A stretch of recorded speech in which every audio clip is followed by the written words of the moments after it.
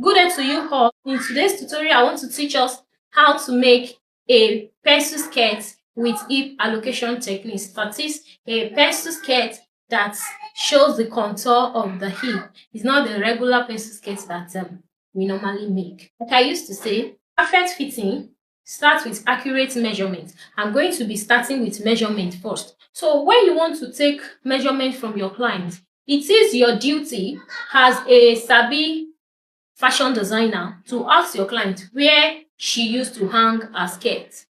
We have some people that they hang their skirt on their belly button. Like me now, I put my skirt on my belly button, or even trouser, I put it on my navel. We have some that they like to put their skirt above the belly button, some below the belly button. So you have to ask before you take the measurement so that when you're done making the skirt and your clients put the skirt wherever they used to put their skirt, it will not just jump or come down. For instance, someone that used to place their skirt on the navel and you now start the measurement of the person below the waist. When you are done making that kind of skirt and the person pull it to the up, it will affect all the things that you have done.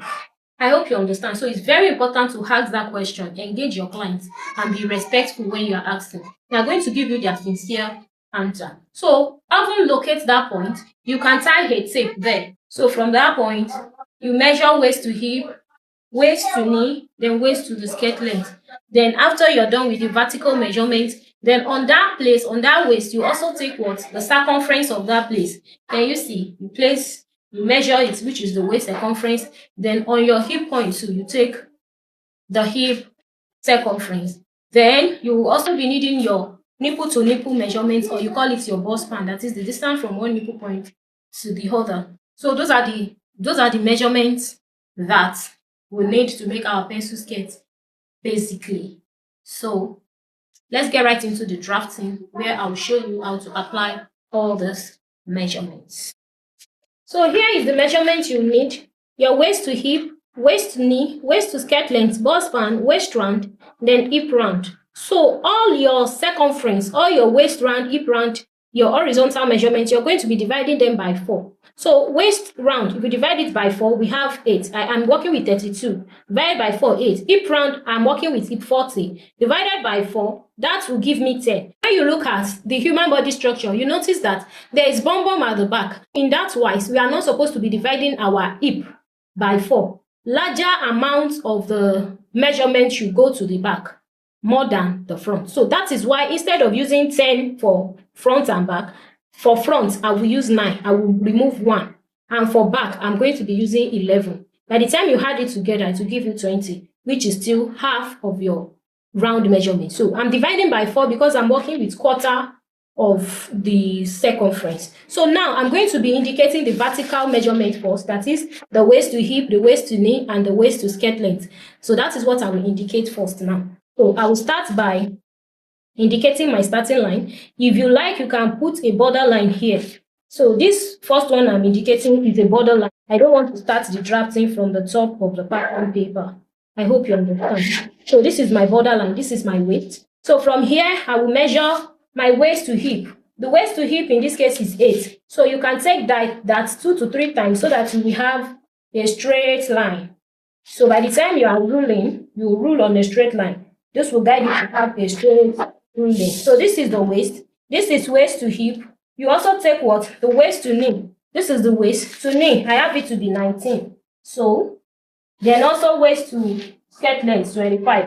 So now I've gone ahead to indicate the vertical measurement, and I've taken that out with a marker so that it will be more visible. So now I'll be imputing the horizontal measurement. So on my waistline, I'm going to be putting quarter of the waist measurement. The waist measurement is 32. Quarter of it, 32 divided by 4, that is 8.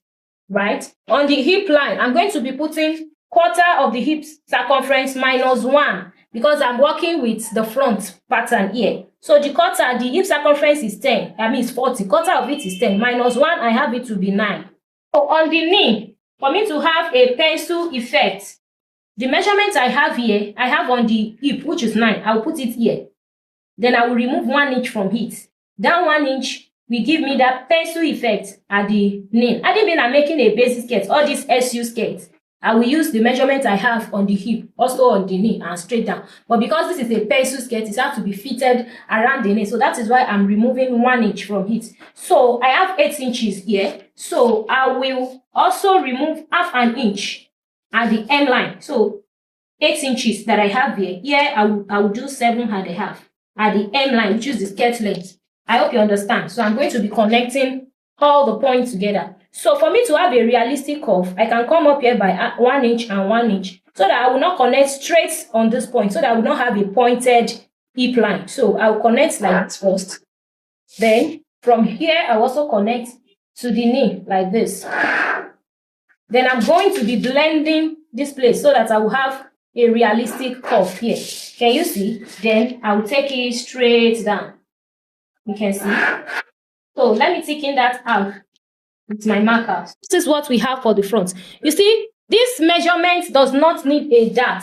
Reason because it's not all the pattern, it's not every shape that you include dart. If I'm to dart this pattern now, I will want to add dart allowance. And by the time I had that allowance here, maybe I use 1 inch as my dart allowance. By the time I had that allowance here, and I connect it, it will just give me what? It will just give me a kind of straight shape. It will not give me this curvy shape again. So I don't need that for this kind of measurement. Reason because if you look at the owner of this measurement, you will see that the person does not really have hip and the person have big stomach. So because the person have protruded stomach without protruded stomach with little hip, that is why we will not be adding that to this pattern. Adding when the waist is a little bit tinier than 32, maybe the waist is 28. We need to add that. If I should add that to this pattern now, it will affect this shape. So when you are working with your own and there is need for you to add that, you can do it. I will show you how to add that in case your own measurement requires a dart. If your measurement requires a dart, on your waistline, you will add your dart intake there. So that by the time you take the dart, it will not shorten your measurement. So you are going to be using your bust pan measurement to hold the dart. Let's say you want to dart this pattern now. Here, this is the half of the bust pan measurement. The bust pan measurement is 8. Divided by 2, that is 4. You have it here. So your dart for your front should stop where? 2 inches before the hip line. It should stop 2 inches before the hip line. That is where your dart should stop for the front. So this is what? This is the dart line. Then your dart intake, you can use half inch, you can use 1 inch, you can use 0.75, depending on the shape of the person. It depends on the shape. It's not standard. Do you get? So here, let's say I'm using half inch as the dart intake, half inch to the left, half inch to the right. So I will connect from here slightly to this dart leg. I hope you can see how I navigate my ruler. You see, in case your own pattern requires a dart. Can you see? So by the time I close this dart now, this waistline will have reduced. This waistline will no longer be 32. It will no longer be 8 because I've used 1 inch to hold it down. So I will need to include this dart allowance back here. Do you get? So, and by the time I include the dart allowance here and I blend it back to the hip, the shape will be distorted to just give me a straight shape, like a rectangular shape. Do you understand? So I'm not using that for this pattern. This measurement does not require the dart, basically. So I just show you this in case you need to dart your own measurement. So, your own pattern. So now, because our waist is not just straight like this, we need to create a curvy shape for this waist. So what do? This is the center front, right? And this is the side front. So on this, our center front will come down by 1 inch. The essence of coming down by 1 inch is to do what? Is to prevent excess folding that you normally have around the front part of your skirt, and also to make the waist to relax well. So you just connect it like this. You just connect it like this to this. But if you are using this dart, you will have to close this dart temporarily like this, before you shape your waist. I hope you understand. If you are using dart in your pattern, you will close the dart temporarily first before you drew your shape. But because I'm not darting this pattern does not require a dart. So I just use this to teach you in case your own need to be darted. Do you understand? So I will just shape it like this. So let me just stick in that. So this is our waistline now. Waistline, this is the waistline. So this will give you a perfect skirt, pencil skirt for the front. So this is the front pattern. So now let's move to the back. I've gone ahead to extend my line. So this is the waistline. This is the waistline. This is waist to hip. This is waist to knee, and this is the skirt length for the back. And don't forget that there is 1 inch addition to the hip of the back. So I'm going to be indicating that 1 inch first. I will indicate that 1 inch from the center back like this. So I will indicate that 1 inch excess from the center back. Although it affects only the hip, but I'm going to be marking it straight like this so that it will not be confusing. So you see, this is the center back where there will be zipper. Do you get? So this is the center back, and this place is the side back. So you know, when we were drafting the front, the hip circumference of the front from this calculation, we subtracted 1 from the front and we added it to the back. So this is the one that we put. So I've indicated that line. So 1 inch. So I just mark it across. I only need it around the hip. I did not need it around the waist. I only need it around the hip spot. In order for it not to confuse us, that is why I just indicated that. On the center back, this is the center back. This is the side back. So I'm going to be measuring from this center back on the side. I mean, on my waist point, I will put quarter of the waist circumference there. Quarter of the waist circumference, the waist circumference is 32. The quarter of it is what? It is 8. So I'll put it here. On the hip circumference, quarter of the hip circumference originally is 10, is 40. You know, the hip is 40. Quarter of that 40 is what? It is 10. Plus the 1 inch that we added to the back, making 11. So I will start the 11 from here, from this one. Do you get like that? I hope it's not confusing. Do you understand? So the 11 will start from here. Okay, let's do it this way so that I will not confuse you. We have marked our waist circumference from here to here. So mark your hip circumference. Normally, the hip circumference is 40 divided by 4. That is 10. So place the 10 here, like this. Then, on your knee, instead of you to have 10 on the knee, you're also going to reduce 1 from it, which will give you what? 9. So that you'll be able to contour the knee, like we also did for the front here. So you connect the lines. So you connect like 1 inch before the hip point, and then you connect. Then you bring this one also, you bring it down like this. So here, you blend it up to give you what? A realistic curve. So I'm going to be taking this out so it becomes more visible for us to see. So this is it.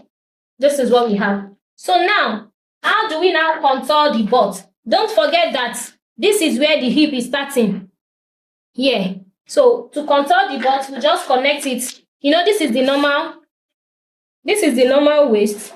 So from here, from this point, just connect like this, slantly like this. Even if you look at the center back, you see that the center back is not straight. It is somehow curvy. So this will make your skirt to relax well on the center back area, the zipper side, you see. So here now, this place, you measure 5 inches downwards from here. You measure 5 inches downwards. You measure 5 inches downwards here. So you connect from here to this point like this, like so. Can you see? And don't forget that you are going to be measuring what you have on the knee here, on the front. You come to your front measurement, you measure what you have on the knee for the front. I have 8. So I'm going to be placing that 8 here also. So I will have 8 here also. So this place also supposed to be 8. So this will go. This is the knee.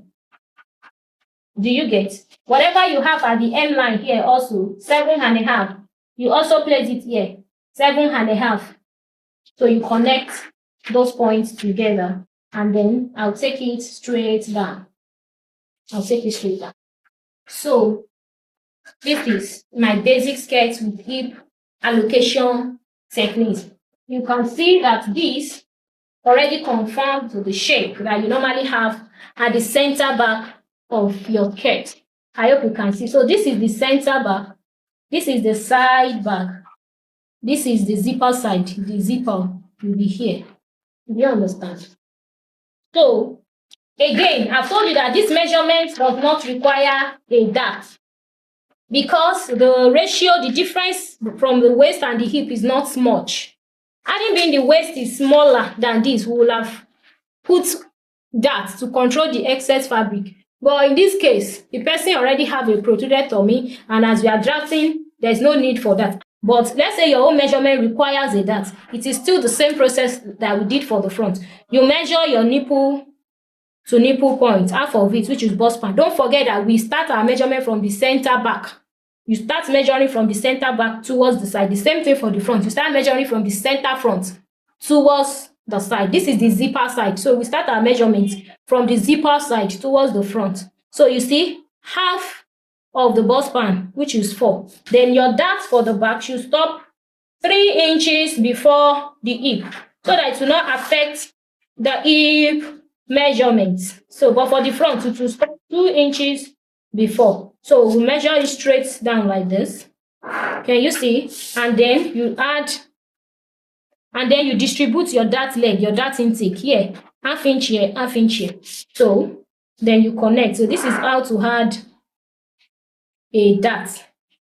This is how to add a dart to the back pattern in case your own measurement requires a dart. I hope you get the gist. So if I should add that, say by fire by force, my pattern must add a dart. If I should add that to this thing now, by the time I sew in this dart or I close this dart leg now, this waist area will be short. So I will need to do what? I will need to replace the dart intake. I will need to replace the dart intake back here. So by the time I replace this 1 inch dart intake and I blend it back to the hip, it will just give me like a straight shape. You know, it will not give me a nice shape again. So there's no need to add a dart to this measurement. You can see the shape is going to give me, but it will not be this curvy again. So that is it. Adding being the waist of the person is not even up to 30 or is 28 as against but hip 40. I will have added a dart to still further control this thing. I hope you understand what I'm explaining. So this is how to draft the skirt. I'll see you in the next video where we are going to be cutting and sewing it. Then we all see the finished effect. Thanks for watching. Do well to subscribe to my channel. I love you. Bye bye.